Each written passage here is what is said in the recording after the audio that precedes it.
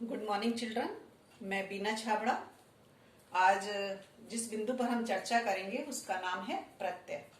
इसको शुरू करने से पहले मैं आपको बता दूं, आपको याद होगा मैंने पिछली वीडियो में बताया था कि हम शब्द निर्माण या शब्द संरचना भाषा में हम 4 प्रकार से करते हैं।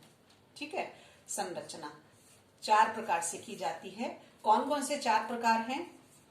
सबसे पहला है उपसर्ग, प्रत्यय, समास और संधि।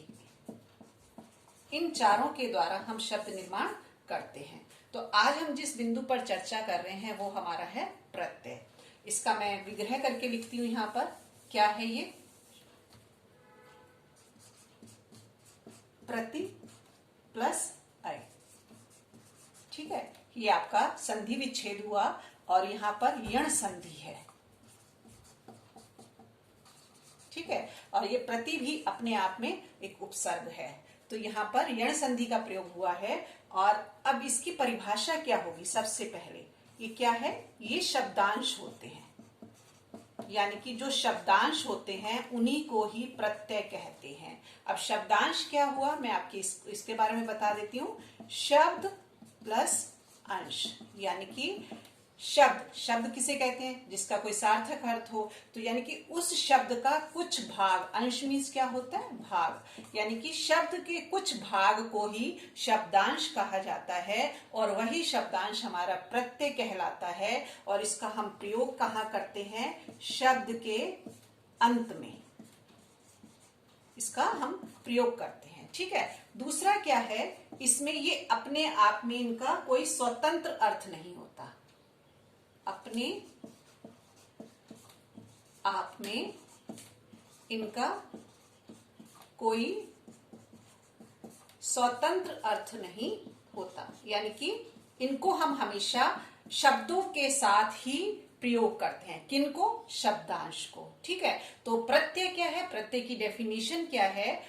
वे शब्दांश जो शब्द के अंत में जुड़कर, वे शब्दांश जो यहाँ पर शब्द के अंत में जुड़कर उसमें विशेषता ला देते हैं, वो हमारे क्या कहलाते हैं? प्रत्यय कहलाते हैं। ठीक है, अब हम एक एक करके मैं आपको इसके भेद बता देती हूं। प्रत्यय के 2 भेद होते हैं। प्रत्यय के भेद कितने होते हैं? 2 होते हैं। कौन कौन से 2 होते हैं? सबसे पहला है कृत या कृदंत प्रत्यय, और दूसरा हम कहते हैं तद्धित प्रत्यय। ठीक है, अब आपको डाउट होगा कि ये तद्धित और कृत्य प्रत्यय क्या हो गया या कृत प्रत्यय क्या हो गया। तो आपको याद होगा विकारी शब्द हमने पढ़े थे। ठीक है, विकारी शब्द हमारे कितने होते हैं? संख्या में 4। कौन कौन से? संज्ञा, सर्वनाम, विशेषण और दूसरा क्रिया। ठीक है, इन्हीं को डिवाइड किया गया है। ये विकारी हमारे 4 होते हैं, जो ये संज्ञा और सर्वनाम, यानी कि सर्वनाम क्या है? संज्ञा के स्थान पर प्रयोग होने वाले, तो ये तो नाम हो गया। और विशेषण क्या हुआ? जो इनकी विशेषता बताते हैं। तो इनको हमने 2 भागों में डिवाइड कर लिया। एक भाग ये संज्ञा सर्वनाम विशेषण हो गया और एक भाग ये हमारा क्या हो गया? क्रिया हो गया। ठीक है, तो यानी कि ये 2 भेद हो गए। यही प्रत्यय के 2 भेद हैं। तो कृत प्रत्यय के अंतर्गत क्या आता है? क्रि मीन्स होता है करना या क्रिया। ठीक है, तो वो हमारा क्रिया जो है वो कृत प्रत्यय के अंतर्गत आता है और संज्ञा सर्वनाम और विशेषण वो हमारे तद्धित प्रत्यय के अंतर्गत आते हैं। क्लियर है यहां तक? अब हमें डाउट हो कि हम इन्हें पहचाने कैसे कि ये कौन सा कृत प्रत्यय है और कौन सा तद्धित प्रत्यय है। तो कृत का मैंने आपको पहले ही बता दिया। कृत क्या है? क्रिया है ना? आपको याद होगा हिंदी में अपने धातु का मूल रूप क्या होता है? धातु का मूल रूप क्या होता है? क्रिया होता है ना? अब जैसे मैं आपके सामने लिखती हूं, लिख, पढ़, सो, खा, ये सब क्या है? ये धातु हैं। ये सब क्या है? धातु हैं। और यदि हम इनके पीछे ना प्रत्यय लगा देते हैं तो ये हमारी क्या बन जाती है? क्रिया। क्या बन जाती है? क्रिया। तो यानी कि जैसे यहाँ पे मैंने ना प्रत्यय लगाया तो हमारा क्या बन गया? लिखना, पढ़ना, ठीक है, सोना, खाना, ये हमारी क्या बन गई? क्रियाएं बन गई। और इसका मूल रूप क्या होता है? धातु का मूल रूप क्रिया, ठीक है। अब आपने यहाँ पर ये आपको पता चल ही गया कि क्रिया का मूल रूप और ये इसके बारे में कि यहाँ पर यदि हम ना प्रत्यय लगा देते हैं तो हमारी क्या बन जाती है? क्रिया बन जाती है, ठीक है। अब जो शब्द आपके क्रिया से बने हुए होंगे और उनके पीछे प्रत्यय लगाना होगा तो वो हमारा क्या बन जाएगा? कृत प्रत्यय। और जो संज्ञा, सर्वनाम और विशेषण शब्द होंगे और उनके पीछे यदि हम प्रत्यय लगाएंगे तो वो हमारा क्या बन जाएगा? तद्धित प्रत्यय बन जाएगा। अब हम एक एक करके उदाहरण कर लेते हैं जिससे कि आपको और अच्छे से आ जाएगा। इसमें क्या है, जैसे मैं आपके सामने एक शब्द लिखती हूं, मैंने लिखा लुटेरा, ठीक है। अब हम कैसे पहचाने कि ये कृत प्रत्यय और तद्धित प्रत्यय है? तो यहाँ पर हमारा विग्रह हुआ लूट प्लस एरा, ठीक है। अब यहाँ पर मैं एरा कर, ये हमारा प्रत्यय हो गया। तो यहाँ पर देखिए लूट, अब मैं इसको चेक करना चाहती तो मैंने इसके पीछे न प्रत्यय लगा दिया, लूटना। तो लूटना क्या है? अपने आप में एक क्रिया है, यस। और क्रिया वाला जो आता है वो हमारे किसके अंतर्गत आता है? कृत प्रत्यय। कृत का मतलब ही होता है करना, तो यानी कि ये हमारा लूटना है कृत प्रत्यय, या इसे हम कृदंत प्रत्यय भी कहते हैं, ठीक है। अब एरा हमारा प्रत्यय हो गया तो शब्द हमारा बन गया लुटेरा। और जब हम प्रत्यय लगाते हैं, जो इसका मूल रूप होता है, इसमें बड़े ऊ की मात्रा होती है, और जब हम इसको प्रत्यय लगाकर बनाते हैं तो ये अपने आप में क्या हो जाता है? छोटा। अब इसके सामने एक दूसरा उदाहरण मैं आपके सामने लिख देती हूँ।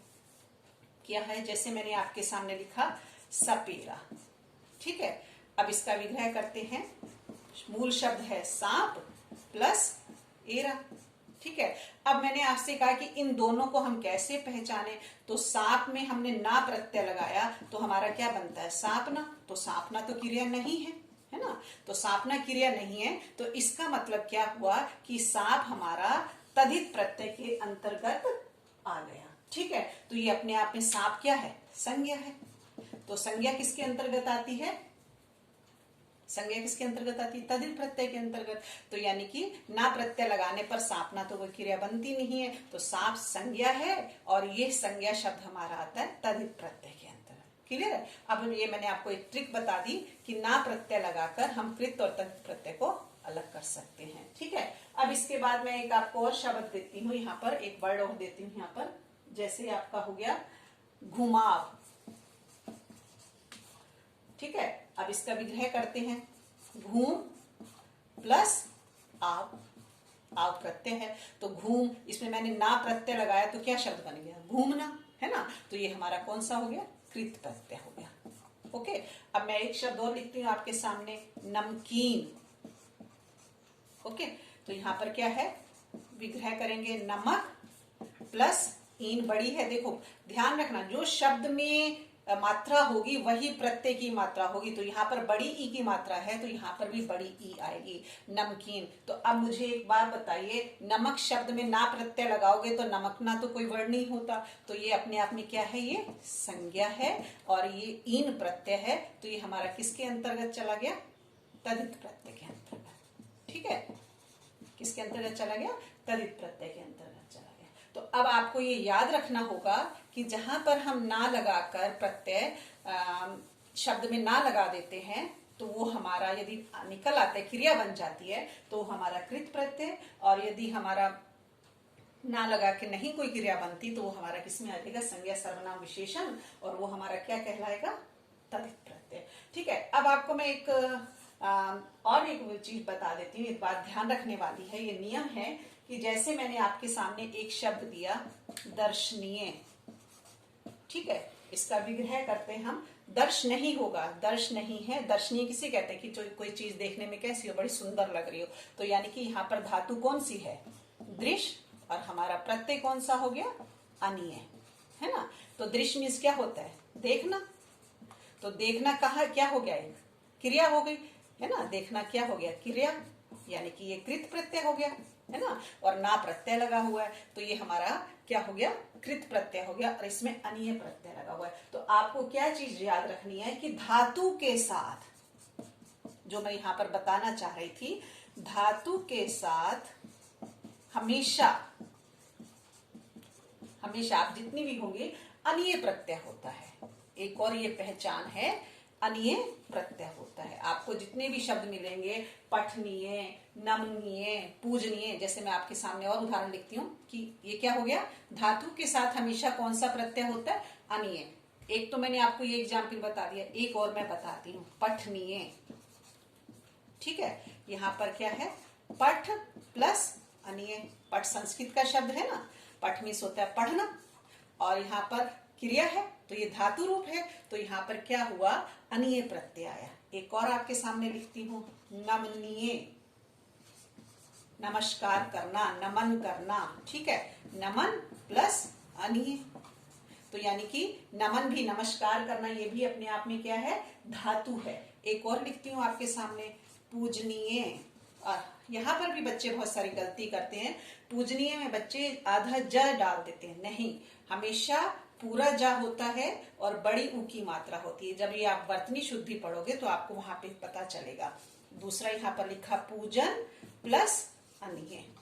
ओके, तो देखिए ये आपका क्या बन गया कि पूजनीय है, तो यहाँ पे पूजा करना ये भी अपने आप में क्रिया है, तो ये आपका कृत प्रत्यय हो गया। अब आप के सामने एक और उदाहरण लिखती हूँ, तो आप मुझे बताइएगा कि वो धातु है या आपका कोई शब्द है, संज्ञा सर्वनाम। जैसे मैंने आपका लिखा नगरीय, है ना। अब यहाँ पर क्या होगा, इसका विग्रह करते हैं, नगर प्लस यहाँ पे कौन सी ई है, बड़ी ई, तो ये बड़ी ई आएगी, और या है तो नगरीय, तो ये नगर अपने आप में क्या है, संज्ञा शब्द है, तो ये हमारा क्या बन गया, तदित प्रत्यय। कौन सा प्रत्यय बन गया, तदित प्रत्यय। ये आपके सामने मैंने बहुत सारे उदाहरण लिख दिए जिससे हम पहचान सकते हैं कि यहाँ पर आपका कृत प्रत्यय है या तदित प्रत्यय है। ठीक है, कृत हमेशा क्रिया के साथ होता है। ठीक है, अब इसका सेकंड पार्ट मैं आपको सेकंड वीडियो में बताऊंगा।